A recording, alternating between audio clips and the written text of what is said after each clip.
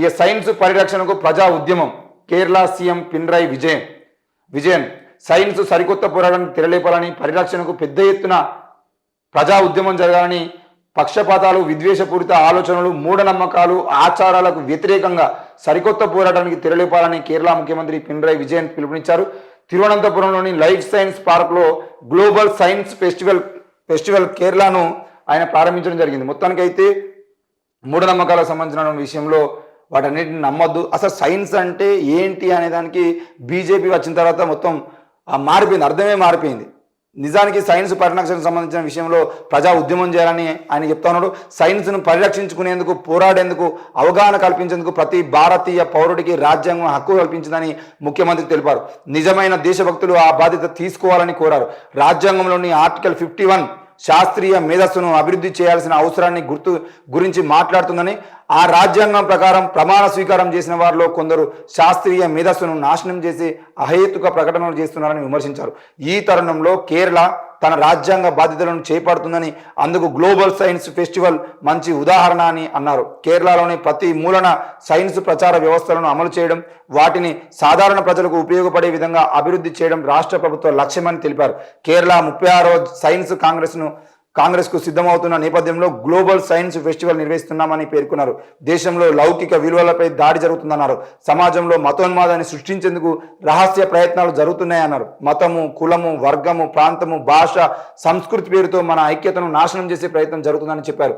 Science స్పృహ, science ఆధారిత సమాజాన్ని తప్పుదారి పట్టించడం స్వార్థ ప్రయోజనాలకు, రాజకీయ ప్రయోజనాలకు కష్టమని, అందుకే సమాజంలో సైన్స్ వేళ్ళూనుకోకుండా నిరోధించేందుకు కొన్ని శక్తులు పనిచేస్తున్నాయని చెప్పారు. చెడు ఆలోచనలు, విద్వేషపూరిత ఆలోచనలు, మూఢనమ్మకాలు, చెడు పద్ధతులను వ్యాప్తి చేయడం ద్వారా ప్రజల్లో అభద్రతా భావం సృష్టించేందుకు ప్రయత్నిస్తున్నారని తెలిపారు. అధికారంలో ఉన్న ఒక ప్రముఖ వ్యక్తి పరిణామ సిద్ధాంతానికి వ్యతిరేకంగా మాట్లాడని అన్నారు. చాలా కాలం క్రితం ఇక్కడ ప్లాస్టిక్ సర్జరీ ఉండేదని, ఆవు ప్రాణవాయువు అని, ఆక్సిజన్ పీల్చివేసేదని కొందరు చెప్పారని తెలిపారు. దేశ ప్రగతికి సైన్స్ కాదు మతమే మార్గమని ఉద్దేశపూర్వకంగా ప్రచారం చేస్తున్నాడని అన్నారు. ఈ దశలోనే మనం శాస్త్రీయ అవగాహన, హేతుబద్ధమైన ఆలోచనలను పెంపొందించుకోవడానికి కృషి చేయాలని పిలుపునిచ్చారు. శాస్త్ర సాంకేతిక పురోగతికి అనుగుణంగా సాంకేతికతను వివేకంతో సమీకరించి రాష్ట్ర దేశాభివృద్ధికి తగిన రీతిలో వినియోగించుకోవడమే రాష్ట్ర ప్రభుత్వ దృక్పథం అని చెప్పారు.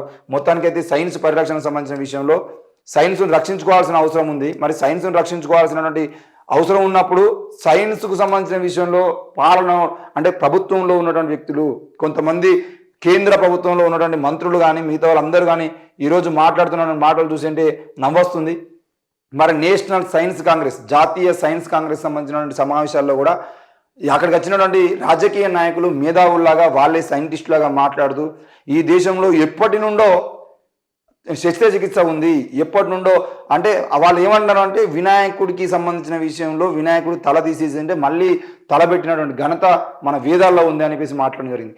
అదే క్రమంలో చాలామంది సైంటిస్టులు, చాలామంది మేధావులు కూడా అరే మరి అదే ఉండేది ఉంటే, వేదాల్లో అన్నీ ఉండేది ఉంటే ఎందుకు ఇప్పటికీ కరోనాకు సంబంధించినటువంటి ఆ కరోనా మందుని వేదాల్లో చూసి చెప్పలేకపోతున్నారని చెప్పేసి ప్రశ్నించడము, చాలా విషయాలను ప్రశ్నించడం చేసిరు. మరి ఇట్లాంటి క్రమంలో వాళ్ళ సమాధానం చెప్పేటువంటి ప్రయత్నం మాత్రం వీరు ఎవరు చేయలేదు.